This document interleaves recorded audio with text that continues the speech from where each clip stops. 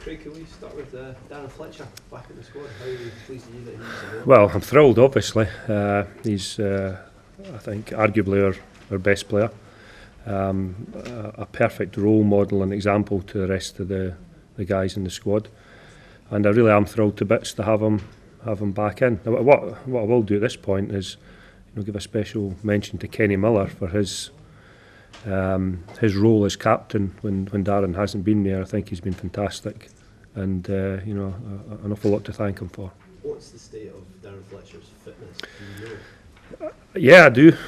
He's 100%. I spoke to him on Monday night. I've been keeping in touch with him regularly over the summer. I spoke to him on Monday evening. The previous Monday or Tuesday, he'd played 90 minutes in a reserve game. He played 90 minutes last night. and I had somebody at the game, so he's looking great, and he's telling me this is the best he's felt for almost a year. So I'm delighted to have him back. The way I look at it, he'll be fit to play in both matches. In terms of Chris Commons, who was in your last squad, he's out of this one. Is that due to injury? Well, I've had a look. When I named my last squad, I was kind of in the dark a little bit about a lot of players' form. And I just feel that Chris hasn't really hit the ground running at the start of this season. I look at him at the end of last season in the form he was in, and I just don't think he's anywhere near the same type of form. I mean, he hasn't, for some reason, hasn't started this season particularly well. I put him kind of in the same bracket as Lee Wallace. He hasn't quite, hit the ground running at Rangers this year. So, if anybody's going to ask about Lee, that'll cover that one as well. You're the last chance saloon for Scottish football's reputation this season. How does that feel? I like to think we rather than you. I think Scottish football is about more than just the national team. Okay, we sit here, we had some disappointing results last night, but I think everything has to be looked at in its own context. You look at the money that the managers of the Old Firm teams have available to spend now as compared to Martin O'Neill and Dick Advocaat. I mean, you just can't compare the two things. It's impossible. You try and say, well, not so long ago we had teams who were in European finals, and now we go out in August. Well, I'm sorry, but the amount of money that's available for the managers nowadays is negligible compared to what was available then, and the quality of players that you can sign dictates how far you go in Europe. So I think we have to be very careful of not going over the score here. But mind you, what a silly thing to say that is. You will go over the score, I know you will. But having said that, the comparison isn't with Dick Advocaat and Martin O'Neill wholly, it's also with Shamrock Rovers and Apoel Nicosia. Yeah, I know, but there are situations in football where you lose matches, and it happens. I watched the Rangers game last night, and I thought they were extremely unlucky to go out the tie. They missed so many good opportunities. And you've got a new manager there who's finding his feet. You've got a new owner who has no experience of running a football club, and they're both finding their feet. And I've got a great deal of sympathy, as you probably realise, with managers, and particularly expectation levels that are heaped upon them, because, as I say, those clubs don't have the wherewithal that they had years ago. Things will get better, and I think that, for me, that is the key. There has been a huge shift within the SFA, moving towards recognising first and foremost that we're at a low point, and secondly, rather than feel sorry for ourselves, let's do something about it.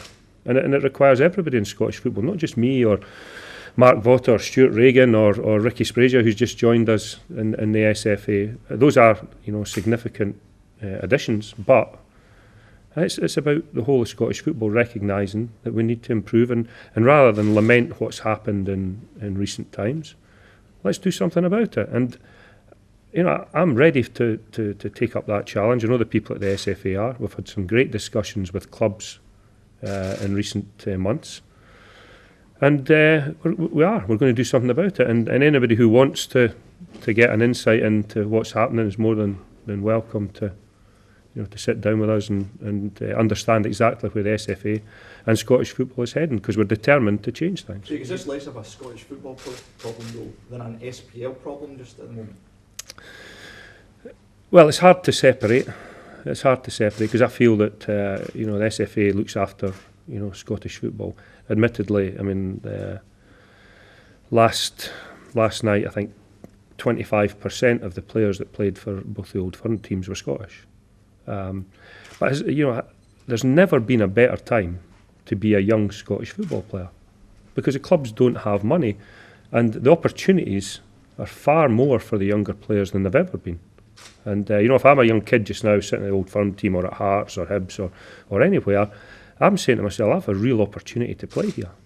And that for me is that's the area that the SFA can help on. We can help to develop young Scottish players, and that's what we're intent on doing. But actually, is it not worrying, Craig, that once these young players do get a chance, that actually their aim is not to play for the top clubs here anymore? It's maybe just to go down to the Championship and then progress from there. Yeah, there are these aims for players are incremental. You start off wanting to get into a team, then you start off wanting to go to a bigger team, and then eventually, if your talent allows, then you end up playing at the top level. And I think we have 12 players in this squad here who are playing in the English Premier League. There's nothing wrong with that. I mean, going back to when, if we want to call them the halcyon days of Scottish football, when Kenny Dalglish and Graham Souness and all these guys were playing, they were playing in England. They were playing in top teams in England, and that therefore meant that the national team in Scotland was of a standard that were able to compete. So I want players, no disrespect to the Old Firm or any team in Scotland, I want our best players playing at the top level, wherever that is in the world, to allow the national team to be as strong as possible. Could you also get real in terms of our expectations? Yeah, we should, but we won't. So we just have to accept the fact where we are just now and recognise that we're in a place where we need to improve. And as I say, the SFA has done that. A lot of the clubs that I've spoken to, that Mark Vaught have spoken to recently, have recognised, and they're working very hard to produce players. And that's something that the negligence of the last 25 or 30 years won't be solved overnight. It's something that needs everybody in Scottish football to work together. And I'm including not just people in Scottish football. It needs the government to give help. I mean, Scottish football is for some people the most important thing in their lives, and a lot of people in Scotland it is. It's our national sport.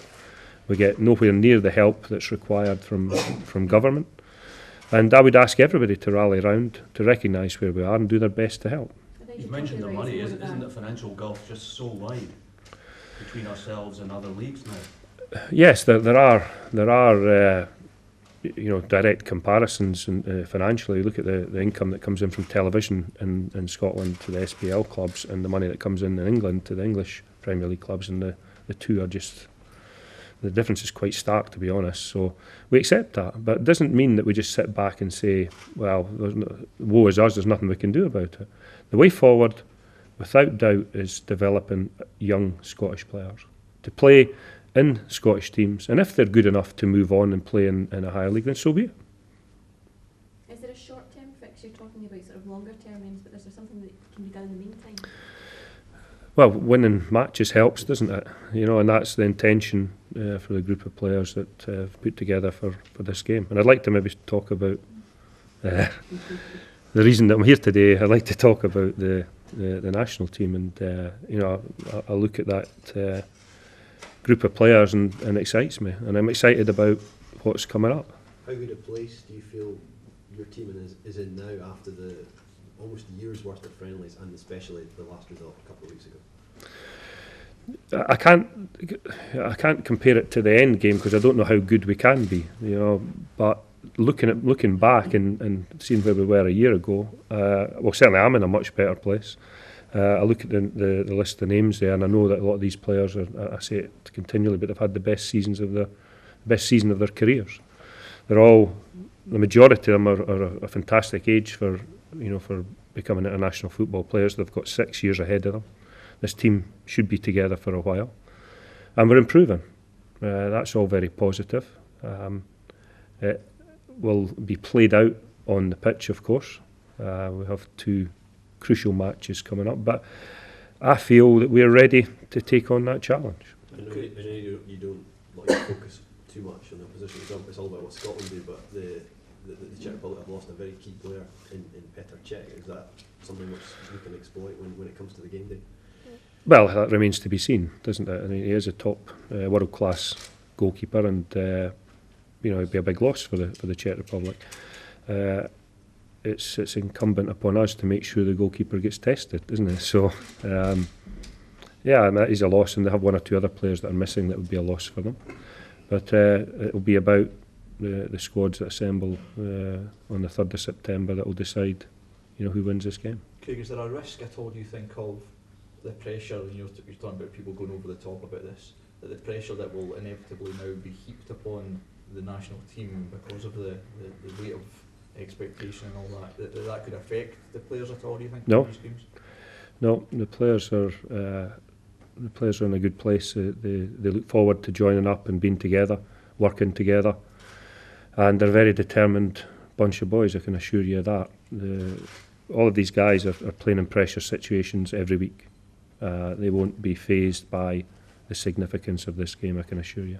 I know you want your players playing at the top level, as you've said, and again, I know you're loath not to discuss players who are not in this squad, but Stephen Fletcher is one of these guys who's playing at top level. Yeah. What would it take for him I to be able to be involved in the game? He clearly is a player who could... Yeah, Stephen Fletcher's a fantastic player. I would never say anything else other than that. But until he indicates that he wants to play for Scotland, he won't be selected. It's simple. Entirely down to him. Yeah, of course.